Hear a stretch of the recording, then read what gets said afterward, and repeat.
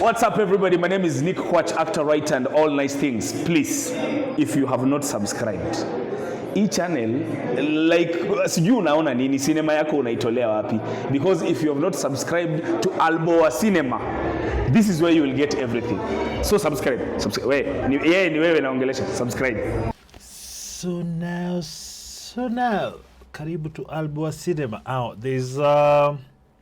There's a trailer here that was released on the 20th. It's an educational film. Now, I normally review the what I'll call commercial films, but there is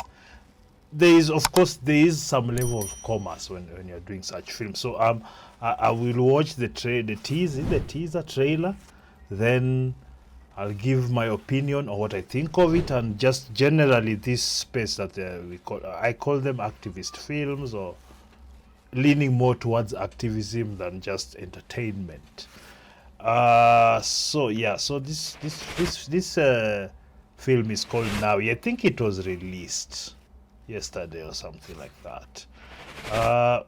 Nawi, it's what, an ambitious girl whose father sells her off to a stranger for. So this is about. It's an educational feature film project that was shot in Turkana, and then it's by an NGO, Learning Lions. I opened that earlier. So they do what? What they do?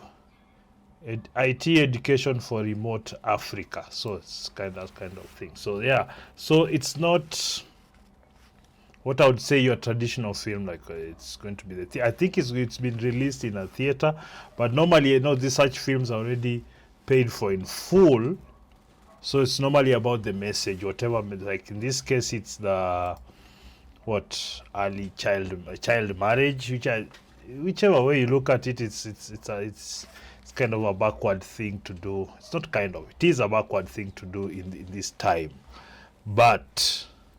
So there's a lot to talk about. Let's just first see the teaser, then we'll talk about it. Why are you not giving me my age? Yariko 720 peke wake. Anyway. Yes, let me put full screen here. So. Dear future me, my biggest dream is to have a voice when I grow up. I'm sure Nairobi is waiting for you. Go and chase your many dreams. It's pretty on the nose, as they normally are, So the first, I'll talk about the cinematography. I do like the cinematography on this one. It's not often that such movies pay close attention to quality production. That's just the truth. A lot of the feminist activist films do not take into consideration quality production, lighting. So it's normally take your camcorder, go out there and capture whatever. So kudos to the. You will have your duties overload. Papa, please. This is my life. Utaolewa.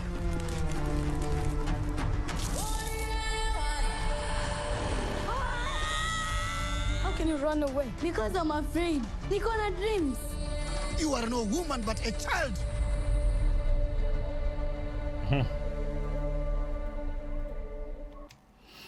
All right, that's that. So I don't know. Is it how? Whichever the case, you can go reach out. Can check out this. So what do I think? I think it's very short, very quick. But I think at least the teaser, it looks like there's a lot of good production, and they went there on the ground to Turkana, so locations look authentic and whatnot. I don't know what. There's something about the acting, because I guess because of the message, they have to kind of shed off a lot of what is traditionally how those people behave there, because there's no place where such a girl will stand up to a father. But you see, they want to have that that look of I'm defiant. It is what it is. What else? There's something else. So yeah, these scenes where they're talking, that it doesn't feel very authentic. I think it would have worked if it was done in Turkana language. Better, much, much better. But having the kind of Nairobi Swahili English combination doesn't feel Turkana. I guess for most people who don't know what Turkana is, it might maybe, but as far as I'm concerned, the authenticity is missing here. I think it would have worked better maybe if you did the Swahili ile ya crown, vile wanaongea kwa crown, plus mix it with the local language. I think that would work best. But otherwise, in terms of even this shot that I've frozen here, you can tell the lighting is very nice, very natural look.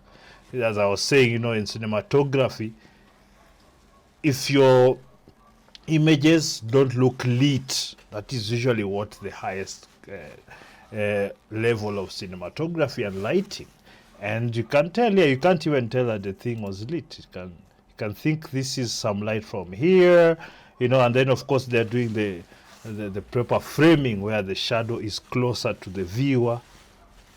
There's some things that we know when you've done a bit, but it's now kind of common knowledge when if you look at Hollywood in general, or Bollywood, or China, the way they light, there's a reason for it. Anyway, that's that. But now let's talk about the economy of such films in what you call educational films. I think people miss the point, because anyway, for commercial purposes, mostly the movies we make is first you have to entertain people. That's why they would even care to come and watch the movie. But for people like this, for example, they already kind of have the money for it, plus their own whatever profit they were intended to make. It's already included. So it's never really that much like what you'd make in the open market. And that's why I always wonder why they don't make the films to actually be commercial films. Because you'll reach a wider audience, you'll make more money for whatever thing that you're doing. If it's if it's an educational film, if it's about childhood, marriage and whatnot, or that kind of thing, you'll have more resources and it will reach more people. So I never understand why they create these films to be just these little niche films in such a way that even the message itself you're trying to send reaches fewer and fewer people. So I think that's normally what is the problem with activist films. It's because the level of care that needs to be taken to be nuanced enough in the script, so that it's not always, because let me tell you something, the on-the-nose kind of activist films, this is the thing, and it's so preachy, that's the word, that you're actually nasomea watu, nyinyi wabaya. Those kinds of people they don't respond very well to it. But if you're very authentic, and then you see it feels forced. But if you're authentic, and you kind of use the nuanced approach rather than the in-your-nose approach, you'll find that you'll pull in more people to be able to see the film so that you can drive. If you watch a lot of the most successful activist films, they do that. Ile ya Idris ilikuwa inaitwa Beasts of No Nation. That's an activist film. People don't really, it's about child soldiers. But they went in and they did not shy away from showing really what goes down in such situations. And that's why it resonated even as a commercial film.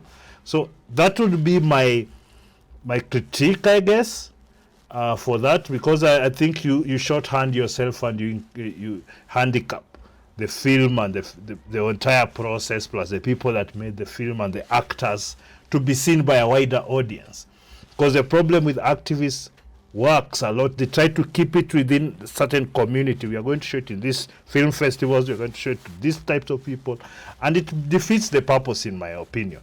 And speaking of like those activist groups, because we also, like, personally right now we are doing an activist based short film, an animated short film, but it's a superhero short film. So like creating an environmental superhero. But what we would really want to have it as is also to become something that your children can watch and be excited to see it as an entertainment product. even you yourself, when you watch, you say, entertainment, the fight scenes were good, there was tension and all those things created in such a way that it's more organic. So hii kitu hiyo tunafanya inaitwa Coral Keeper, and it will be seeing images and things very soon. But that's what I'm trying. In fact, I was really reacting to this trailer specifically to send this kind of message, especially to the activist filmmaking community.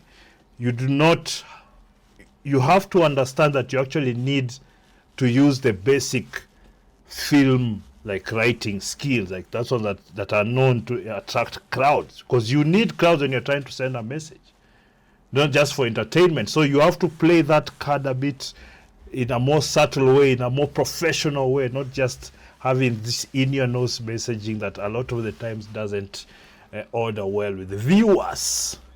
Sawa. Otherwise, you can subscribe, like, share, comment. Give me your opinion, what you think about these activist films. Do you actually like them? Because I never really know the numbers a lot of these films, except a few. Do you like activist films? Do you like with a heavy message that's delivered in such a fashion? Yeah?